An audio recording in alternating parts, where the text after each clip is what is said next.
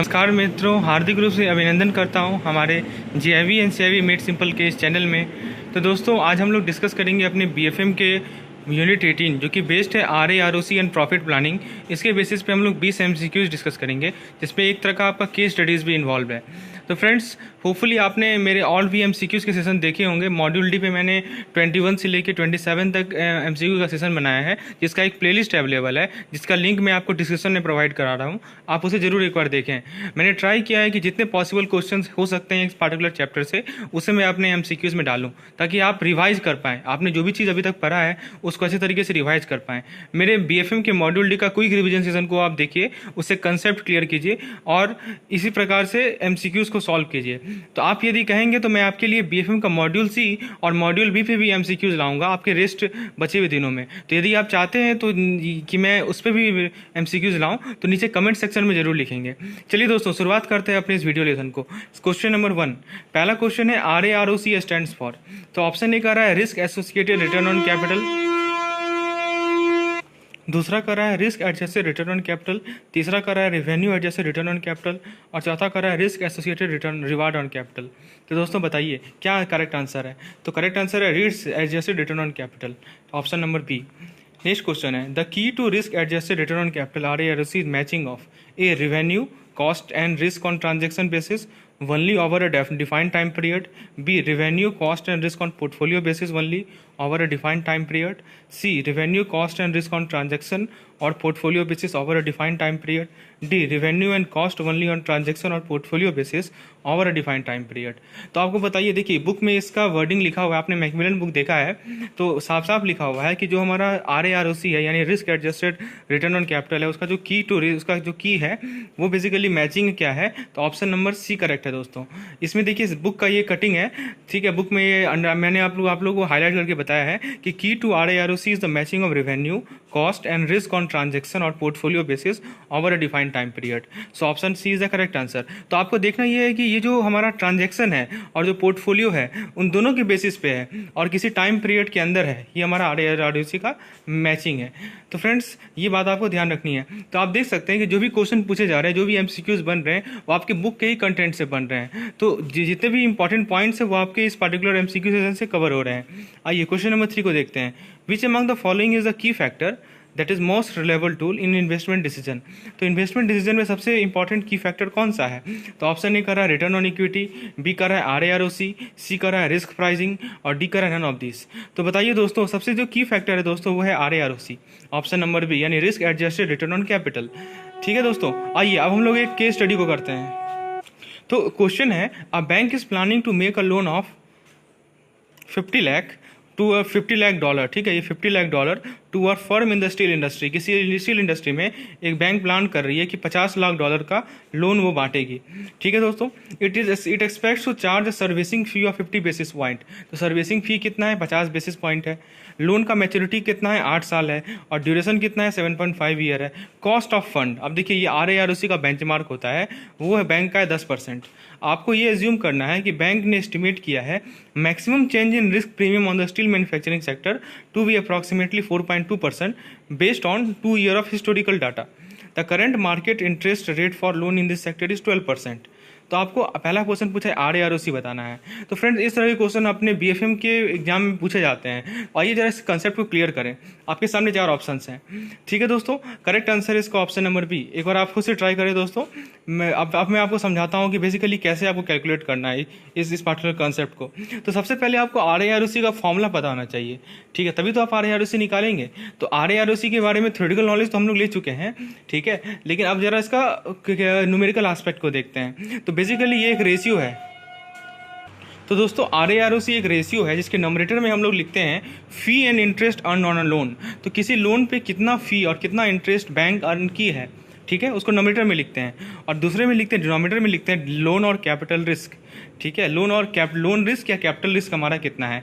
तो दोस्तों, नंबरेटर में क्या लिख रहे हैं कि हमने कितना फी अर्न किया, ठीक है, लोन से, और डिनोमिनेटर में क्या लिख रहे हैं कि लोन रिस्क कितना या कैपिटल रिस्क कितना है। तो इस प्रकार से हम लोग आर ए आर ओ सी को निकालते हैं। तो बताइए लोन रिस्क कैसे निकाला जाता है। तो इसके लिए आपको एक फॉर्मूला ध्यान रखना है जो कि है आपका D L N times L N. Times delta R upon 1+r। ठीक है, जरा डी एल एन देखते हैं क्या। तो डी एल एन बेसिकली -7.5 है। माइनस क्यों है? क्योंकि देखिए 7.5 बेसिकली आपको क्या दे रखा है कि लोन का मैच्योरिटी, ठीक है, और आपका वो ड्यूरेशन दे रखा है 7.5। तो बेसिकली हम लोग यहाँ में डी एल एन मतलब ड्यूरेशन हुआ, ड्यूरेशन ऑफ लोन। ठीक है, ड्यूरेशन ऑफ लोन कितना है? 7.5। एल एन मतलब कितना अमाउंट है? तो दोस्तों $5 मिलियन है। ठीक है, तो इसीलिए $5 मिलियन हम लोग ने एल एन की जगह लिखा। डेल्टा आर क्या है दोस्तों? तो डेल्टा आर आपको यहाँ लिखा हुआ है कि जो रिस्क प्रीमियम होता है वो हमारा होता है, उसमें कितना चेंज आ रहा है वो डेल्टा आर होता है। तो तो आप देख सकते हैं 42% है, तो उसे आप लोग करेंगे तो इसको यदि डेसिमल में कन्वर्ट करेंगे तो 0.042 आएगा, और डिवाइडेड बाय 1 प्लस 0. और आर क्या है दोस्तों? आर है अभी रेट देखिए दिया हुआ है 12%, करंट मार्केट इंटरेस्ट रेट। तो आप 12% को 0.12 भी लिख सकते हैं, और 1 में ऐड करेंगे तो 1.12 होगा। तो यदि आप इनकी से कैलकुलेशन करेंगे तो आपको आंसर मिलेगा 1406250। ठीक है, ये आपको लोन रिस्क मिल गया। अब दोस्तों ये आपको डिनोमिनेटर में पुट करना है। ठीक है, इस आर ए के फॉर्मूले में। अब जरा देखिए नोमिनेटर में क्या पुट करना है। तो नोमिनेटर में हमें fee and interest carry on loan निकालना है। तो एक्सपेक्टेड, अब बताइए इंटरेस्ट आपको दिया हुआ है ना 12%। ठीक है, तो 12% किसका? तो 12% ऑब्वियस सी बात है 12% होगा हमारे टोटल कैपिटल का। टोटल कैपिटल कितना है? $5 मिलियन है। तो $5 मिलियन का 12% आप निकालिएगा तो आपको मिल जाएगा $6 लाख। ठीक है, तो $6 लाख बेसिकली आपका एक्सपेक्टेड इंटरेस्ट है जो बैंक कमाएगी। और उसके अलावा क्या है? सर्विसिंग फ़ी भी है। सर्विसिंग फ़ी कितना है? तो सर्विसिंग फ़ी है 50 बेसिस पॉइंट, मतलब 50 पैसा। ठीक है, और टोटल अमाउंट कितना है? टोटल अमाउंट है $50 लाख। तो 50 लाख को आप 0.0050 से मल्टीप्लाई करेंगे तो 25,000 मिलेगा। ठीक है, और इसमें से क्या घटाना है आपको? कॉस्ट ऑफ फंड को घटाना है। तो कॉस्ट ऑफ फंड कितना परसेंट है? 10% है।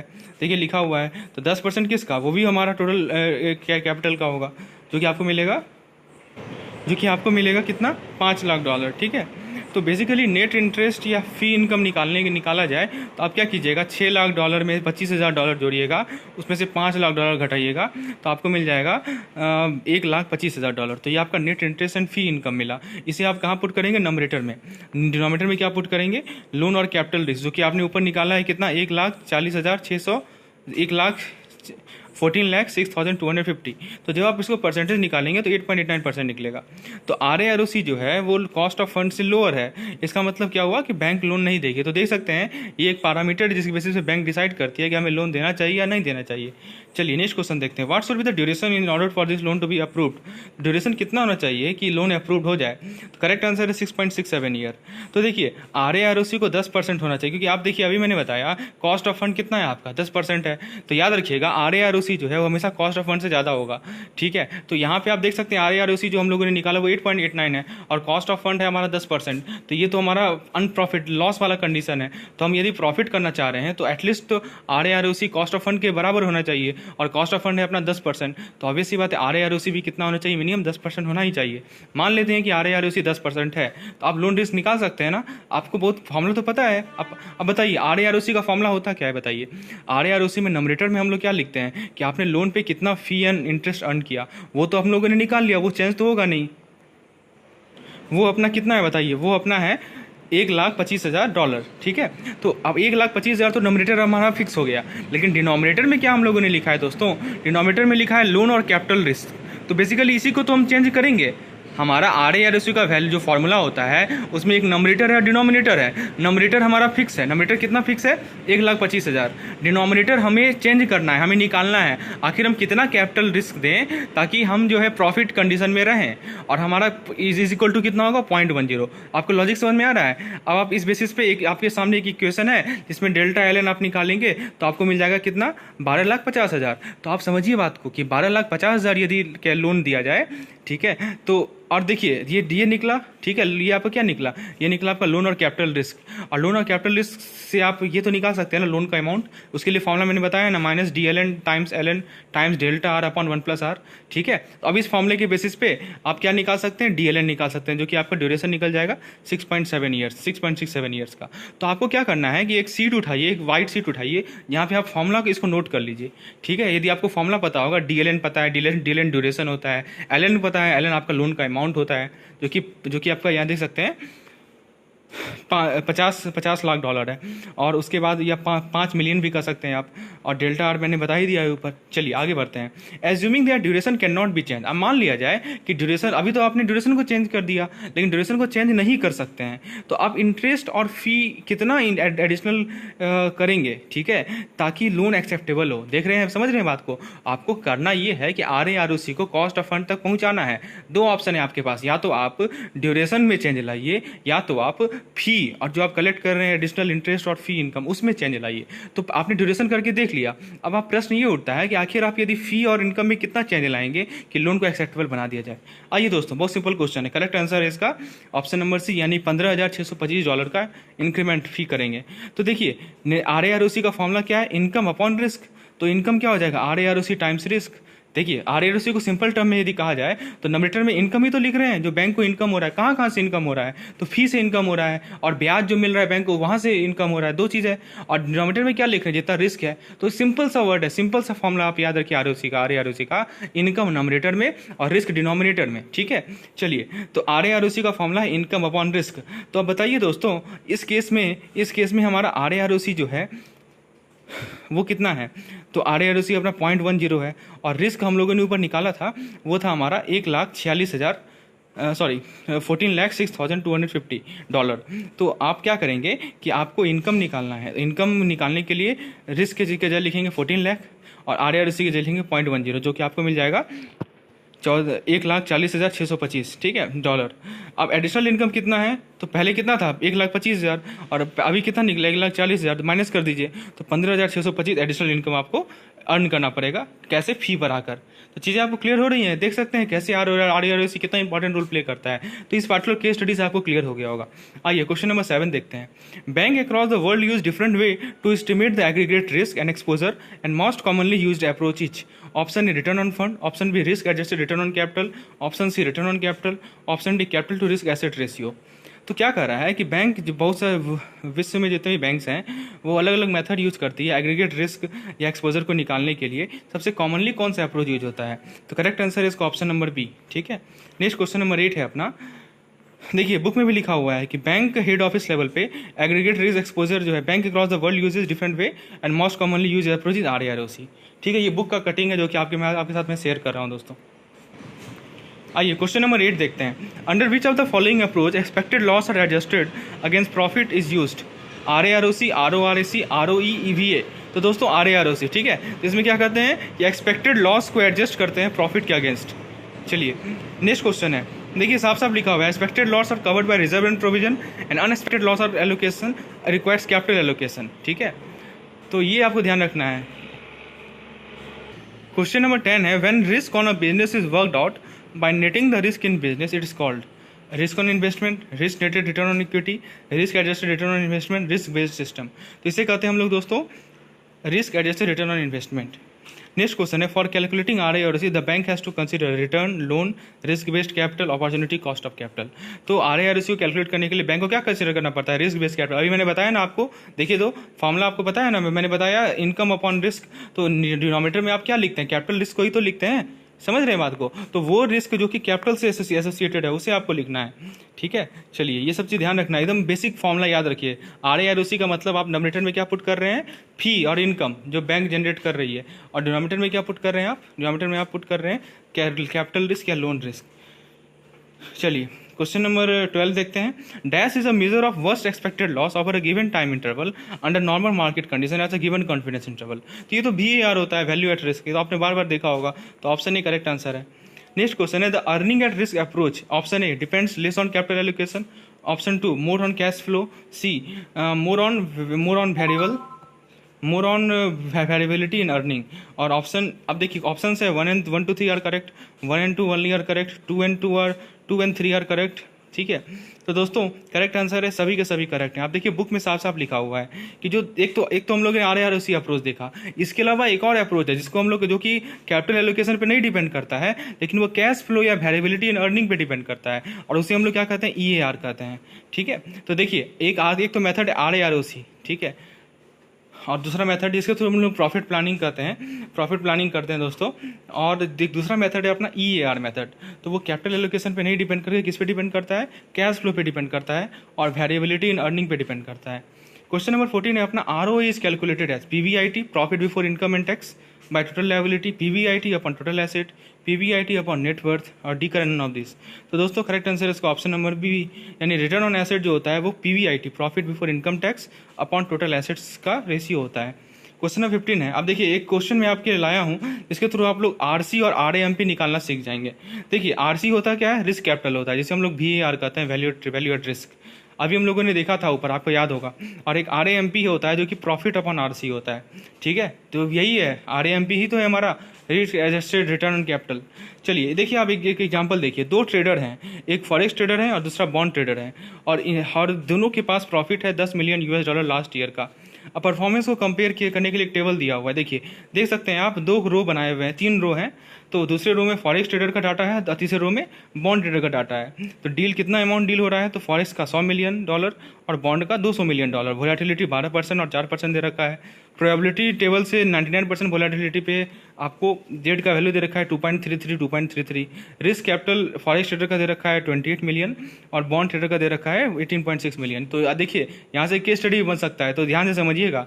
अब आप जरा डाटा हम देखिए, हमको 2 चीज़ निकालना है, एक RC निकालना है और एक RAPM निकालना है। दोस्तों ये RAPM क्या है, तो ये आपका RAROC है, कुछ नया नहीं है। तो RC कैसे निकालिएगा, तो RC अपना VAR होता है। तो VAR निकालने के लिए क्या करना है बताइए, तो जो लोन अमाउंट है उसको लिख दीजिए, जो कि 100 मिलियन है, इंटू क्या कर दीजिए, वोलेटिलिटी को इंटू कर दीजिए, यानी 12% को 0.12 लिखेंगे और इंटू प्रोबेबिलिटी टेबल से जो वैल्यू है उसको मल्टीप्लाई कर दीजिए। तो मल्टीप्लाई करने पे आपको मिलेगा $28 मिलियन, ठीक है। तो आपने RC निकाल लिया, अब आप RAPM निकालेंगे। तो RAPM कैसे निकालेंगे, तो देखिए रिस्क कैपिटल को लिखना है डिनोमिनेटर में और आपको नॉमिनेटर में क्या लिखना है बताइए। तो नॉमिनेटर में आपको लिखना है टोटल आपका इसको देखिए लिखा हुआ है ना, each is having profit of $10 million. तो दोनों का प्रॉफिट एक ही है, प्रॉफिट कितना है $10 मिलियन। तो प्रॉफिट को लिखेंगे आप कहाँ पे, नॉमिनेटर में। अभी मैंने आपको बताया था ना RAROC का फॉर्मूला, RAROC का फॉर्मूला होता है प्रॉफिट अपॉन रिस्क कैपिटल, तो वही तो है। तो यहाँ पे 10 जो है नॉमिनेटर में लिखा हम लोगों ने और 28 लिखा हम लोगों ने डिनोमिनेटर में। तो 10/28 कितना होगा, 0.35। तो आपने फॉरेक्स ट्रेडर का दोनों चीज़ कैलकुलेट कर लिया, RC और RAPM। अब जरा चाहिए बॉन्ड ट्रेडर का, तो बॉन्ड ट्रेडर का RC निकालने के लिए क्या करेंगे बताइए, $200 मिलियन इंटू 0.04 इंटू 2.33, तो ये मिल जाएगा आपको $18.6 मिलियन, ठीक है। इसे कहाँ पुट करना है, इसे डिनोमिनेटर में पुट करना है। और दोस्तों नॉमिनेटर में क्या पुट करेंगे, नॉमिनेटर में तो प्रॉफिट है, प्रॉफिट दोनों के लिए 10 ही था, तो 10 डिवाइडेड बाई 18.6 आपको मिल जाएगा 0.53। अब आप जरा समझिए, अब यहाँ तक तो आप लोगों ने निकाल लिया। अब मैं बताता हूँ इसका क्या फिजिकल सिग्निफिकेंस है। तो दोस्तों आप जो बताइए कि रिस्क कैपिटल किसका ज़्यादा है, तो बॉन्ड ट्रेडर का रिस्क कैपिटल है आपका 18.6 और फॉरेक्स ट्रेडर का है रिस्क कैपिटल $28 मिलियन, ठीक है। और तो बॉन्ड ट्रेडर का रिस्क कैपिटल कम है और लेकिन रिस्क एडजस्टेड परफॉर्मेंस ज़्यादा है, देख सकते हैं, एक का 0.35 और एक 0.53 है। तो कौन ज़्यादा बेटर परफॉर्म कर रहा है बताइए, यहाँ पे रिस्क कैपिटल कम भी है और परफॉर्मेंस अच्छा भी है, तो ऑब्वियस सी बात है बॉन्ड ट्रेडर अच्छा परफॉर्म कर रहा है। तो आप समझ सकते हैं कि रिस्क कैपिटल डाटा से को आप कैसे एनालाइज करेंगे, चीज़ें आपको क्लियर हो रही हैं। देखिए रिस्क कैपिटल यदि अच्छा परफॉर्मेंस के लिए RC क्या होना चाहिए, कम होना चाहिए, और RAPM क्या होना चाहिए, ज़्यादा होना चाहिए, ठीक है, ये ध्यान रखना है। नेक्स्ट क्वेश्चन है, ठीक है। अब देखिए एक बॉन्ड ट्रेडर है जो कि लार्जर अमाउंट में डील कर रहा है $100 मिलियन में in a market with lower volatility at 12% per annum. तो रिस्क कैपिटल कितना होगा। अब इस क्वेश्चन को आप खुद से ट्राई कीजिए दोस्तों, अभी मैंने आपको बता दिया कैसे सॉल्व करना है। तो दोस्तों इसमें सिंपल सा क्वेश्चन है, कंसेप्ट है, आपको क्या करना है, करेक्ट आंसर है इसका $28 मिलियन। तो $100 मिलियन का 12% निकाल लीजिए और इंटू इसका प्रोबेबिलिटी टेबल में 2.33 आएगा, तो आपको मिल जाएगा 28 मिलियन। दोस्तों रिस्क कैपिटल ही तो निकालने का रहा है, रिस्क कैपिटल होता क्या है, VAR होता है। और VAR कैसे निकालते हैं, अभी मैंने बताया ना आपको फॉर्मूला, ठीक है, 100 मिलियन इंटू 0.12 इंटू 2.33, तो आपको 28 मिल जाएगा। अब इसी क्वेश्चन ने पूछ लिया आपसे कि बताओ रिस्क एडजस्टेड परफॉर्मेंस कितना है, यदि प्रॉफिट $12 मिलियन है तो RAPM निकालने के लिए प्रॉफिट को नॉमिनेटर में लिख दो, यानी 12 को नॉमिनेटर में लिख दो, और RC जो निकला है 28 को डिनोमिनेटर में लिख दो, तो 12/28 निकालेगा तो 0.42 आएगा। तो आपको उम्मीद है दोस्तों यहाँ से कंसेप्ट एकदम क्रिस्टल क्लियर हो गया होगा। आइए नेक्स्ट क्वेश्चन देखते हैं। फिर से क्वेश्चन है, एक इन्वेस्टमेंट ए है जिस पे रिस्क कैपिटल दे रखा है 28 मिलियन और बी है जिस पे रिस्क कैपिटल दे रखा है 186.4 मिलियन और दोनों का प्रॉफिट है 10 मिलियन। तो किसका परफॉर्मेंस ज़्यादा है बढ़िया है? तो आप परफॉर्मेंस देखने के लिए आरएपीएम निकालेंगे। आरएपीएम कैसे निकालेंगे? प्रॉफिट को नोमिनेटर में लिख दीजिए और रिस्क कैपिटल को डिनोमिनेटर में लिख दीजिए, ठीक है। तो बताइए, सिंपल सी बात है, लो इन्वेस्टमेंट मतलब हायर रिटर्न्स, इसीलिए हमारा ए का परफॉर्मेंस बेटर है, ठीक है। देखिए सिंपल सी बात है, प्रॉफिट तो आपका 10 मिलियन है दोनों के लिए, लेकिन डिनोमिनेटर जिसका कम होगा उतना परफॉर्मेंस ज़्यादा होगा। तो डिनोमिनेटर किसका कम है? 28 कम है और 186.4 ज़्यादा है। दोस्तों इस क्वेश्चन में आपको वैल्यू निकालने की जरूरत भी नहीं है, आप दिमाग लगाइए। आपको आपके पास एक रेशियो है, एक रेशियो का वैल्यू ज़्यादा कब होगा? जब मान लीजिए नोमिनेटर सेम है तो डिनोमिनेटर जितना कम होगा उतना उसका वैल्यू ज़्यादा होगा, सिंपल सी बात है। तो डिनोमिनेटर किस केस में कम है? 28 मिलियन वाले केस में कम है। तो होपफुली आप समझ पा रहे होंगे आखिर मैंने क्यों बिना कैलकुलेट किए ही लिख दिया कि ए का परफॉर्मेंस बेटर है। चीज़ आपको क्लियर हो रही है, बेसिक मैथ है। चलिए 90 नंबर क्वेश्चन देखते हैं, फिर से एक ऑब्जेक्टिव क्वेश्चन है। तो देखिए एक 5 लाख डॉलर का एक लोन है, इसका ड्यूरेशन दे रखा है 2.5 ईयर, करंट इंटरेस्ट रेट 10% दे रखा है और चेंज हो गया क्रेडिट प्रीमियम में 1% expected. Further assume that 1 year income on the loan is $25,000, what is loan RAROC। देखिए फिर से वही क्वेश्चन। तो RAROC निकालने का आपको देखिए मैं बताता हूँ कैसे निकालना है। तो मॉडिफाइड ड्यूरेशन कैसे निकलेगा? तो आपको पता है, ठीक है, 2.5 डिवाइडेड बाय 1 प्लस 0.01, तो 1 प्लस 1 यानी 2.27 ईयर। प्राइस चेंज कैसे निकलेगा? तो 2.27 मल्टीप्लाइड बाय 1%, तो आपको मिल जाएगा 2.27%। रिस्क कैपिटल कैसे निकलेगा? तो 5 लाख मल्टीप्लाइड बाय 2.27%, तो ये मिल जाएगा आपको 1150 और RAROC क्या होता है? Return upon risk capital. Return कितना है? $25,000 और रिस्क कैपिटल कितना है? 11,350, तो आपको मिल जाएगा 22%, ठीक है। लास्ट क्वेश्चन है 20 नंबर। एक बैंक का ट्रेजरी पोर्टफोलियो है जिसका वैल्यू दे रखा है 9,500 करोड़। तो पोर्टफोलियो का वर्थ दे रखा है 9,500 करोड़। 10 डे का VAR है 90% कॉन्फिडेंस लेवल पे 265 करोड़। तो आपको वीकली VAR बताना है 90% कॉन्फिडेंस लेवल पे। आपको ये मान के चलना है कि एक वीक में 5 वर्किंग डेज हैं। तो दोस्तों आपको फॉर्मूला पता है, volatility is equal to VD times √T। V मतलब क्या होता है? वेरियंस, ठीक है। तो वेरियंस 10, ठीक है, 10 डे VAR दिया हुआ है तो is equal to VD times √10। तो ये आपको दे रखा है 265। VD कितना है? 265 करोड़। तो दोस्तों VD हो जाएगा 265 डिवाइडेड बाय √10, तो ये आपको मिल जाएगा 83.80। तो वीकली VAR निकालने के लिए क्या करेंगे? √5 टाइम्स 83.80, तो आपको मिल जाएगा 187.38।